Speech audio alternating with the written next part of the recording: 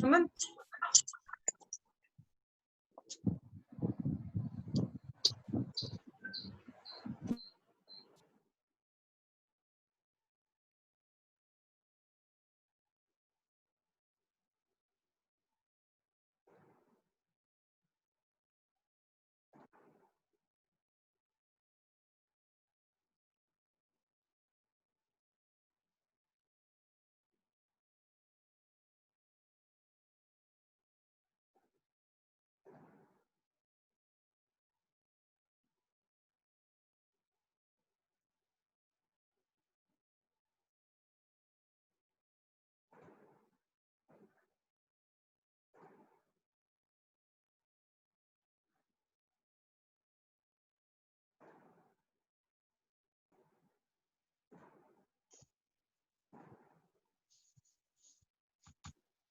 बहुत बहुत धन्यवाद श्री इंद्रमल जी जैन साहब सर्टिफिकेट प्रदान करने के लिए।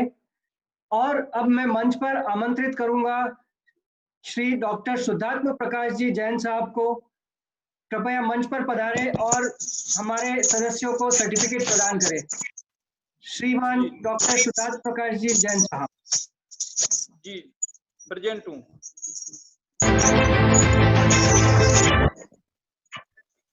आपका आवाज नहीं आ रहा है जैन साहब। श्रीमती सुशीला बेन रजावत जी को सम्मानित किया जाता है। आप मीटिंग से जाओ ना फिर। रुक 2 मिनट हो गया, फिनिश होगा। हाँ जी। श्रीमती कमलेश जी जैन को सम्मानित किया। वैभव भैया डबल, वैभव जी डबल हो रहा है। आज तो बच गया ना। ये हो गया। प्रज्ञा भली होनार आगे जा के लिए एक मिनट। श्रीमती गर्विता जी जैन को सम्मानित किया जाता है। जी। श्रीमती शकुंतला जी किकावत जी को भली होनार और काल अवधि के लिए सम्मानित किया जाता है।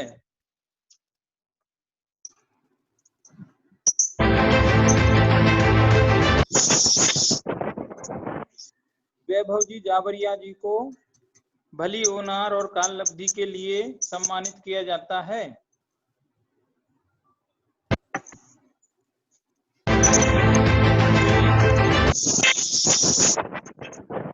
श्रीमान विनोद जी जैन को भली होनार और काल अवधि के लिए सम्मानित किया जाता है।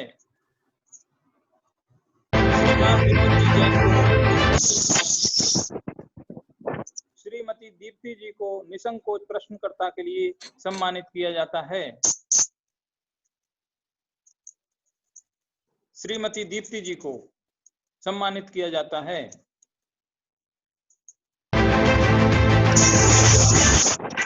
श्रीमती वैशाली जी जैन को निसंकोच प्रश्नकर्ता के लिए सम्मानित किया जाता है।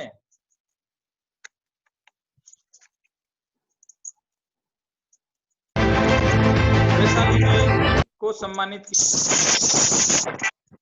निसंकोच प्रश्नकर्ता के लिए श्रीमती वंदना जी जैन को सम्मानित किया जाता है।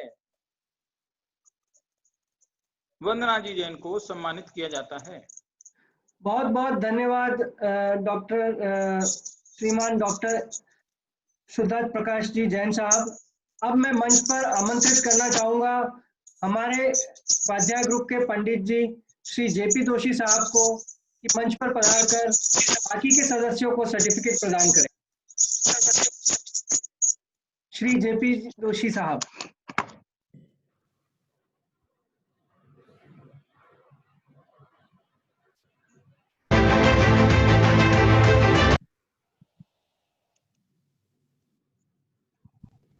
प्रज्ञा बुद्धित्व गुणधारी के लिए श्रीमती विभाजी बंडी।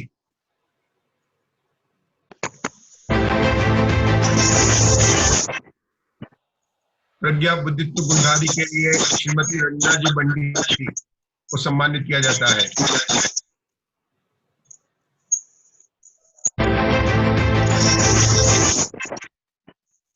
प्रज्ञा बुद्धित्व गुणधारी के लिए श्रीमती रंजना जैन पांड्या को सम्मानित किया जाता है। आप अपना सर्टिफिकेट ग्रहण कीजिए।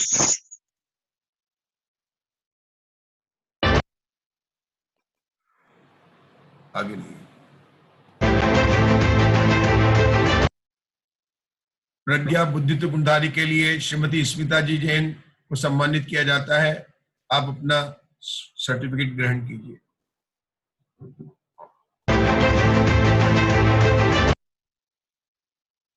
प्रज्ञा बुद्धित्व गुणधारी के लिए श्रीमान राजेश जी जैन को सम्मानित किया जाता है। आप अपना सर्टिफिकेट स्वीकार कीजिए।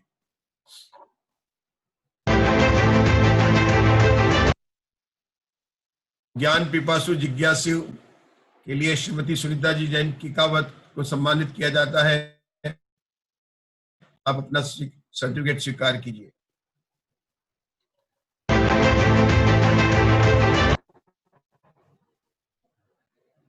ज्ञान पिपासु जिज्ञासु के लिए श्रीमती मंजू जी जैन को सम्मानित किया जाता है। आप अपना सर्टिफिकेट स्वीकार कीजिए। ज्ञान पिपासु जिज्ञासु के लिए श्रीमती रंजना जी जैन रजावत को सम्मानित किया जाता है। आप अपना सर्टिफिकेट स्वीकार कीजिए।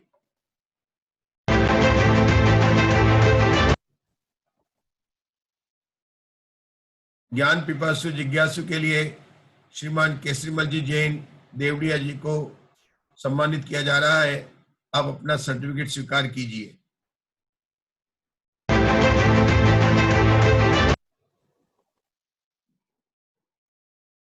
ज्ञान पिपासु जिज्ञासु के लिए श्रीमान गणेश लाल जी रजावत जी को सम्मानित किया जा रहा है। आप अपना सर्टिफिकेट स्वीकार कीजिए।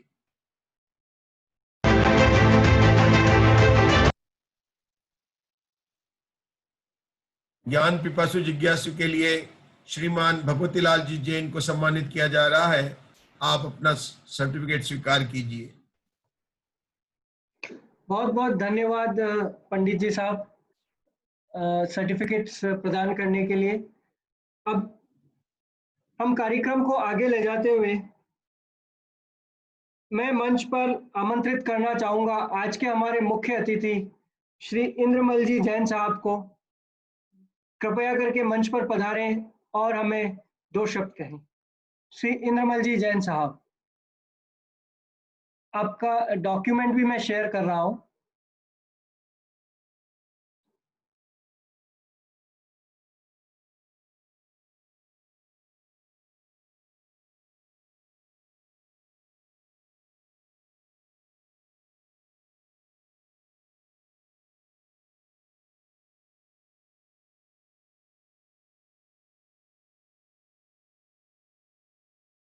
जी जैन साहब,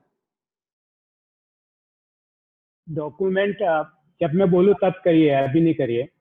और मैं अपनी तरफ से कर दूंगा। मैं अपनी तरफ जब मेरे को जरूरत होगी मैं अपने वीडियो से कर लूंगा, यदि आपने शेयरिंग राइट्स दिए हैं तो। क्या मैं कहूँ तब कर दीजिएगा। आदरणीय विद्वान श्री जेपी जोशी, माननीय श्री डॉक्टर सिद्धार्थ प्रकाश जी जैन, मेरे लाडले वैभव जावरिया, उनकी धर्मपत्नी श्रीमती सुभा जी, जिन्होंने मुझे इस ज्ञान पर्व के आयोजन में आमंत्रित किया, और सभी साधर्मी भाई बहनों को जय जिनेन्द्र।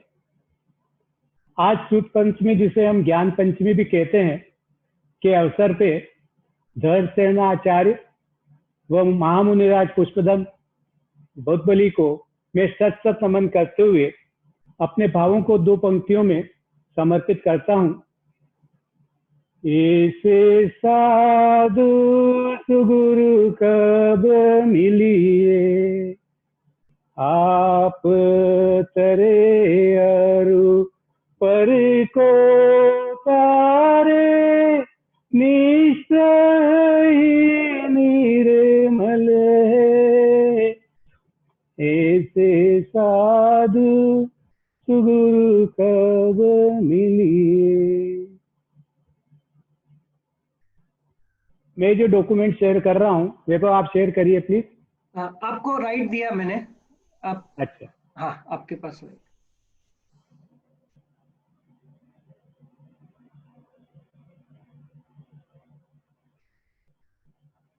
मेरे इसमें नहीं आ रहा, आप कर लीजिए प्लीज। मैं कर देता हूँ, मैं कर देता हूँ।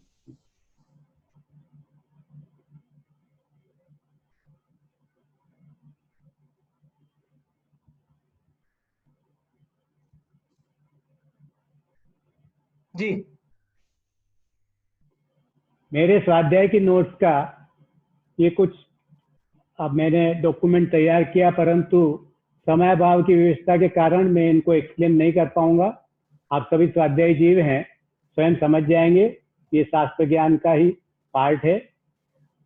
और मेरे नोट के अंत में वो आगे बढ़ाइए, इसको लास्ट तक ले जाइए। मेरे नोट्स के अंत में 5वें पॉइंट में मैंने अपनी मतलब जीव की ताकत में एक शब्द लिखा है, ज्ञान। आज ज्ञान के पर्व पे हम इसकी बात करेंगे। एज वी नो, ठीक है वैभव डॉक्यूमेंट हटा दीजिए।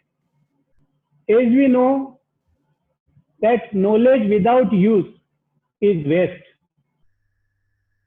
ज्ञान के इस पद पर आओ हम ये समझते हैं कि संसार अवस्था में वेद विज्ञान द्वारा कर्मों से रहित इस शुद्ध आत्मा को जानने के लिए जो तत्व ज्ञान है, उसकी प्रैक्टिकल अप्रोच, प्रैक्टिकल एप्लीकेशन क्या है, वो आज अपन 2-3 मिनट में समझने की कोशिश करेंगे।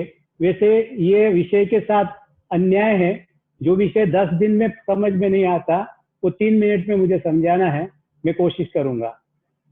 पंडित दौलत राम जी ने कहा है कि मोक्ष महल की प्रथम सीढ़ी सम्यक दर्शन है, वह सम्यक दर्शन का विषय ज्ञान स्वभावी शुद्धात्मा आत्मा है, और इसके लिए प्राप्त करने की जो स्टेप्स हैं वो मैं आपको बताता हूं। वैभव, माय टाइम स्टार्ट नाउ। जी हम सभी एक सिचुएशन में प्रवेश करेंगे। इसमें आपको फील करना है, क्योंकि इंद्रियों द्वारा तो जो ज्ञान होता है वो बाहरी ज्ञान होता है। इंद्रियों की यह व्यवस्था है कि वो बाहर ही देख सकती हैं। जैसे आंख शरीर के अंदर के भागों को नहीं देख पाती, उसी तरह नाक शरीर के अंदर की सड़न को नहीं सूंघ पाता। तो इसलिए शरीर के अंदर नहीं सुन पाता तो अंतर की बात कैसे जान पाएगी ये इंद्रियां। तो इसलिए अपने को ज्ञान का यूज करना है। और इस उदाहरण में जो मैं ये सिचुएशन क्रिएट कर रहा हूं, इसमें आप सब मेरे साथ थोड़ा अपना उपयोग मतलब ज्ञान दर्शन, अपना फील मेरे साथ लेके आइए। अपन उस बात को, सिचुएशन ऐसी है कि आप अपने आलीशान घर में एक डाइनिंग टेबल पे बैठकर स्वादिष्ट भोजन कर रहे हैं। आपकी पत्नी आपके पास बैठकर खाना परोस रही है तथा रसोइया किचन से गरम गरम स्वादिष्ट भोजन ला रहा है। आपने एक रसगुल्ला अपने हाथ से मुंह में रखा और आपको स्वाद का आनंद आया, उसका अनुभव किया। मैं पूछता हूं कि जब ये सारी क्रियाएं हो रही थी तब आप इन सभी क्रियाओं को जान रहे थे भी कि नहीं? आप कहेंगे जरूर साहब, हम जान रहे थे, हम सचेत अवस्था में भोजन कर रहे थे। तो सुनो, यही वेद विज्ञान स्टार्ट होता है। जो जान रहा था वो मैं, और जो जानने की क्रिया हो रही थी वो मेरी व्यक्ति क्रिया। तो आपको यहाँ अपने आप को आइडेंटिफाई करना है, अपनी एंटिटी स्टैब्लिश करना है कि जो जान रहा था वो मैं, तथा जो जानने में आ रहा था, क्या जानने में आ रहा था? बाकी सारी चीजें, मकान, एसी, उसकी ठंडी हवा, नौकर, पत्नी, भोजन, रसगुल्ला के स्वाद का आनंद, वे सभी में नहीं, वे पर, वो ज्ञेय। यदि इसे शास्त्र की भाषा में कहें कि जानने वाला मैं, ज्ञान स्वरूपी आत्मा और जानने में आने वाले सभी पर। इसको और सूक्ष्म करें, कर्मों की अपेक्षा कहें तो जो शरीर जो भोजन कर रहा था वो मेरा नो कर्म। तो भोजन करने की क्रिया अलग हो रही थी और जानने की क्रिया अलग हो रही थी, क्योंकि दोनों एक समय में हो रही थी। तो ब्रह्मवश में ये समझ रहा था कि मैं खाना खा रहा हूं, परंतु आप जो खाना खा रहे हैं वो शरीर की क्रिया है, नो कर्म की क्रिया है। और जो खाना खाने में का ज्ञान आपको हो रहा है वो आत्मा की ज्ञान क्रिया है। उसी तरह जो घर, एसी, पत्नी, नौकर आदि सभी जो अपनी योग्यता से उस क्षेत्र में विराजमान हैं, आए हुए हैं, वो अपनी योग्यता से तो आए हैं और द्रव्य कर्म के निमित्त से जो प्राप्त संयोग हैं वे सभी द्रव्य कर्म है ना। तथा जो स्वाद का आनंद भाव आया और आपको तृप्ति का अनुभव हुआ, वो आपके वर्णादि रागादि पर भाव यानी भाव कर्म। इस तरह आपने ये वेद विज्ञान किया कि ये सिचुएशन में जो ज्ञान ज्ञायक भाव क्या हूं और नो कर्म, द्रव्य कर्म और भाव कर्म अलग अलग आपको भाषित हुए। बस यही बात, यही वेद विज्ञान आप अपने डेली रूटीन में सारी क्रियाओं और सारे परिणामों पे यदि लगाते जाएंगे तो ये निरंतर वेद विज्ञान की धारा धीरे धीरे सूक्ष्म होती जाएगी और आपको सविकल्प ये अनुभव होएगा कि मैं एक शुद्ध ज्ञान स्वरूपी शुद्धात्मा हूँ और मैं मुक्त हूँ। इस दशा में भी मैं मुक्त हूँ और जितने भी ये जो क्रियाएं, संयोग और जो भाव, विकारी भाव विभाव जो हो रहे हैं वो मैं नहीं हूँ। और धीरे धीरे आप इस क्रिया में यदि आगे बढ़ेंगे और आप ये सूक्ष्मता की तरफ यदि उपयोग आपका जाएगा तो एक दिन मैं गारंटी देता हूं कि आप स्वयं इस परमात्मा तत्व आत्म का अनुभव करेंगे और सम्यक दर्शन को प्राप्त करेंगे। इसी भावना के साथ जय जिनेन्द्र। बहुत बहुत धन्यवाद श्री इंद्रमल जी जैन साहब। बहुत ही बखूबी तरीके से और काफी बड़े सब्जेक्ट को बहुत ही अच्छे तरीके से आपने हमको समराइज करके बताया कि ज्ञान तथा ज्ञान का स्वरूप क्या है। बहुत बहुत धन्यवाद। और मैं आप सबसे अनुरोध करता हूं कि एक बार जोरदार तालियां बजाकर श्री इंद्रमल जी जैन साहब का धन्यवाद ज्ञापन करें।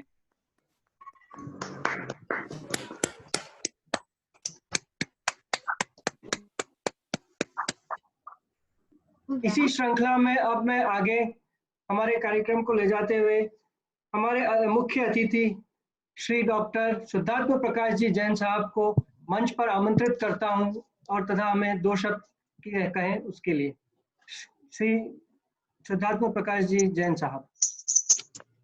जय जिनेन्द्र। सभी को हार्दिक जय जिनेन्द्र। बहुत ही आप लोगों को शुभकामनाएं देता हूं कि आप सबने इतना सुंदर आयोजन किया है। लॉकडाउन के होते हुए भी आप सब इतने उत्साहित हैं, ये बहुत ही सराहनीय है। माननीय मेरे पूर्व वक्ता जी बहुत अच्छा बोल रहे थे, उन्होंने भी हमें जो है भेद विज्ञान की प्रेरणा दी। बहुत उच्च कोटि के उनके विचार हैं, उनके प्रति भी मैं बहुत ही सराहनीय अपनी ओर से आभार व्यक्त करता हूँ एक तरीके से। और जेपी दोषी जी पंडित जी, इनका भी मैं बहुत ही प्रभावित हूँ कि ये जो है शाश्वत धाम से जुड़े हैं, मंगलायतन से भी जुड़े हैं। मंगलायतन यूनिवर्सिटी में मैंने भी 4 वर्ष अध्यापन कराया था। टीचिंग का कार्य 4 वर्ष मंगलायतन यूनिवर्सिटी में मैंने किया है। और वहां पर एक जैन हॉस्टल है पीछे बेसवा ग्राम में, उसके वार्डन के पद पर भी मैं रहा था। खैर, आज जिस विषय में हमें बात करनी है वो श्रुत पंचमी की बात है। श्रुत पंचमी बहुत ही उत्कृष्ट आज हमारा एक पर्व है, शास्त्र की आराधना का पर्व है। हम लोगों ने आज शास्त्र सजाए हैं, बहुत अच्छा कार्य किया है। लेकिन जितना उत्साह हमारा शास्त्र को सजाने में है, यदि उतना उत्साह हमें शास्त्रों के स्वाध्याय में आ जाए तो और मजा आ जाए, 4 चांद लग जाए।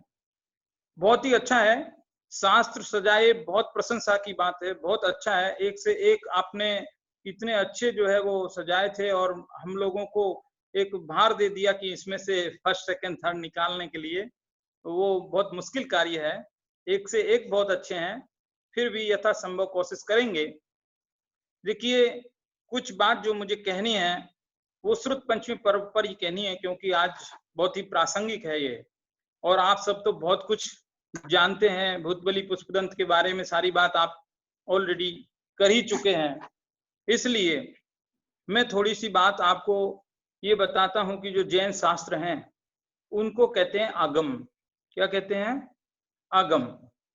आगम शब्द का मतलब है आप्त वचनम आगमः, ऐसी परिभाषा शास्त्र में। आप्त वचनम आगमः, आप्त के वचन ही आगम कहलाते हैं। आप्त कौन होते हैं? कि जो वीतरागी और सर्वज्ञ होते हैं वे आप्त होते हैं, और उनके जो वचन हैं वे बहुत प्रामाणिक होते हैं। उसमें किसी भी प्रकार का कुछ भी असत्य नहीं होता। क्यों नहीं होता? उसके 3 कारण या 2 कारण समझिए, तो दूसरे के 2 भेद बनते हैं। पहला कारण तो अज्ञान। अज्ञान होने से व्यक्ति किसी को मिसगाइड कर सकता है, गलत रास्ता बता सकता है। लेकिन हमारे भगवान तो सर्वज्ञ हैं, सब कुछ जानते हैं, इसलिए वो किसी को गलत बताएंगे नहीं, पहली बात। दूसरा कारण है राग। जब हम किसी मित्रों से राग के कारण मजाक करते हैं, मजाक में भी हम झूठ कह देते हैं जिससे कि हमारा मित्र थोड़ी देर को परेशान होवे, फिर हम हंसें, तो राग के कारण भी हम झूठ बोल सकते हैं। लेकिन वैसा भी हमारे भगवान नहीं है, रागी नहीं है हमारे भगवान, तो वीतरागी है। तीसरा कारण है द्वेष, कि द्वेष के कारण जैसे हमारे मित्र हैं वैसे ही हमारे जो शत्रु हैं, हम उनको परेशान करने के लिए हम झूठ बोल सकते हैं। माना कि कोई हमसे रास्ता पूछे और हमें उससे दुश्मनी है, तो हम उसको गलत रास्ता बता सकते हैं, वो बहुत भटक सकता है और हम खुश हो सकते हैं। लेकिन हमारे भगवान वीत द्वेषी भी हैं, वीतरागी के साथ साथ वीत द्वेषी भी हैं। इस प्रकार हमारे जो वीतरागी देव हैं वो वीतरागी हैं, सर्वज्ञ हैं। इस कारण वे कभी भी झूठ नहीं बोलते, असत्य नहीं बोलते, उनके वचन बहुत प्रामाणिक हैं, इसलिए आपके वचनों को आगम कहते हैं। ये बात एक है। अभी इस आगम शब्द की ही मैं एक दूसरी व्युत्पत्ति करके दिखाता हूं आपको। दूसरी व्युत्पत्ति, आ प्लस गम। आ का मतलब होता है तक, पर्यंत तक, है ना, सीमा निर्धारित करने के अर्थ में होता है आ। जैसे आपने एक शब्द सुना होगा आ जानू बाहु। आ जानू बाहु का मतलब है आ माने तक, जानू मतलब घुटना, पैर में जो घुटना है वो घुटना, और बाहु मतलब भुजा। जिस व्यक्ति की भुजा पैर के घुटने तक पहुंचती हो उसको बोलते आ जानू बाहु। महापुरुषों के लक्षण है ये।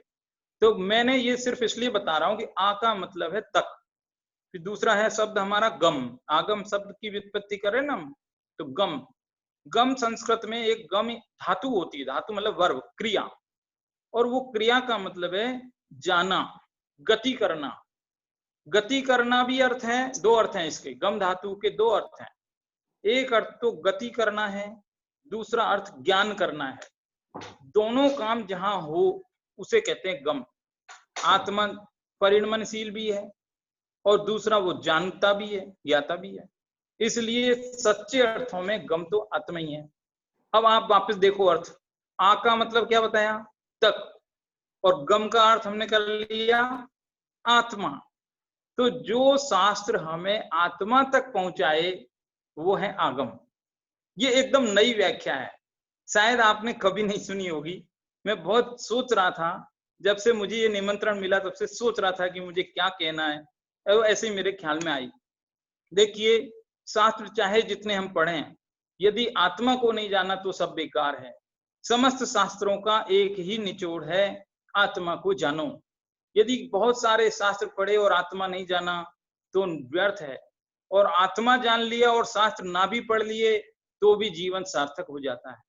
तो इस प्रकार जो है, जिन वचनों को जिनवाणी कहते हैं, आगम कहते हैं, सूत्र कहते हैं, बहुत सारे इनके विशेषण हैं, बहुत सारे पर्यायवाची नाम है। आगम शब्द की बात तो की, अब मैं दूसरे शब्द आपको सूत्र की बात करता हूं, फिर जिनवाणी की करेंगे। दूसरा नाम हमने सूत्र लिया, समझ रहे हैं, बहुत सिस्टमेटिक चल रहे हैं हम। पहला हमने आगम लिया, दूसरा हम सूत्र लेते हैं। सूत्र के बहुत सारे अर्थ होते हैं। सूत्र तो फार्मूला को भी कहते हैं। आप देखते होंगे गणित के जो फार्मूला हैं कठिन से कठिन विषय को सरल बना देते हैं। फार्मूला से बहुत जटिल से जटिल कार्य एकदम सरल हो जाते हैं। और सूत्र का एक अर्थ होता है, जो सुई धागा होता है धागा, उसको भी सूत्र कहते हैं। जो धागा है वो धागे के साथ यदि सुई रहती है, सुई छोटी सी होती है और कहीं गिर जाए तो गुम हो जाती है, मिलती नहीं, जल्दी से दिखाई नहीं दे पड़ती। यदि वही सुई किसी धागे के साथ में हो और फिर चाहे वो किधर भी गिरे, वन में भी क्यों ना गिरे, तो भी आसानी से मिल सकती है। उसी प्रकार यदि हम जिन सूत्रों का आश्रय लेवें, समझे, उसी प्रकार हम जिन सूत्रों का आश्रय लेवें तो हम इस संसार रूपी वन में, अटवी में, चाहे कहीं पर भी रहें, लेकिन हम भटक नहीं सकते। ये बहुत महत्वपूर्ण बात है, ये बहुत महत्वपूर्ण बात है।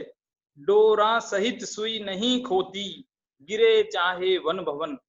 डोरा सहित सुई नहीं खोती, गिरे चाहे वन भवन।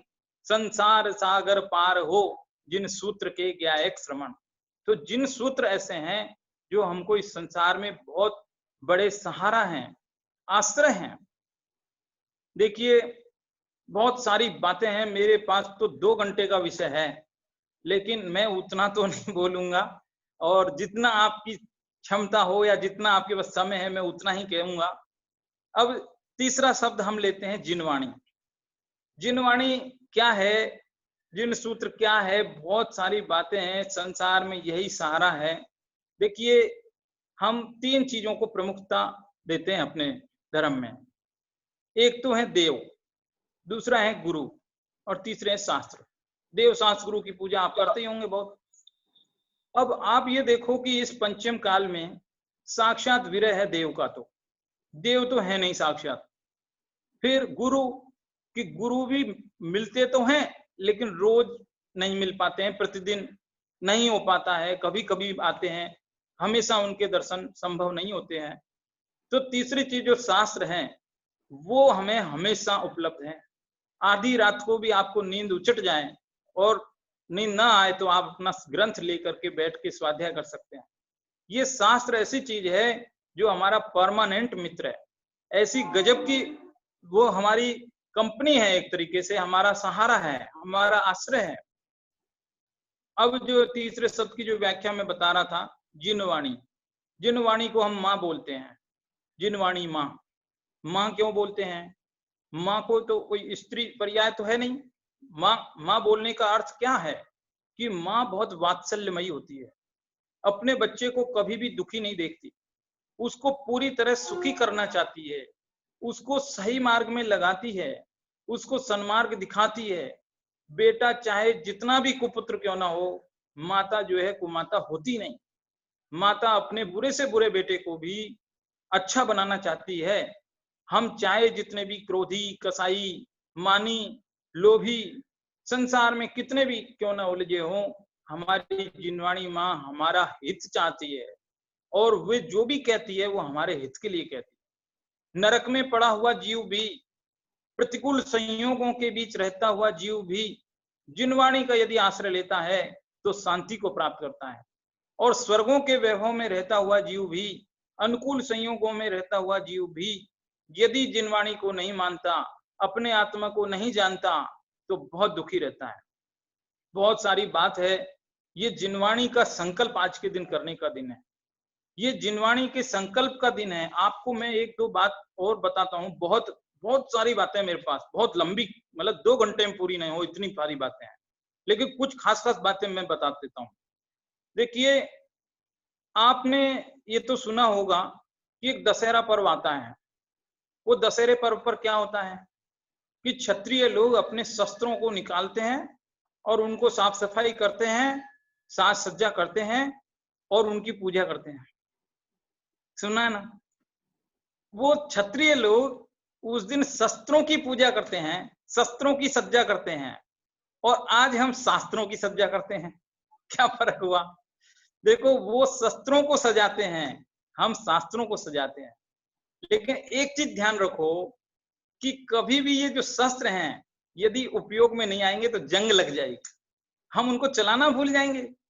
एक बार क्या हुआ, किसी ज्योतिषी ने कहा कि 10 वर्ष तक बरसात नहीं होगी, गांव में 10 वर्ष तक कोई बरसात नहीं होगी।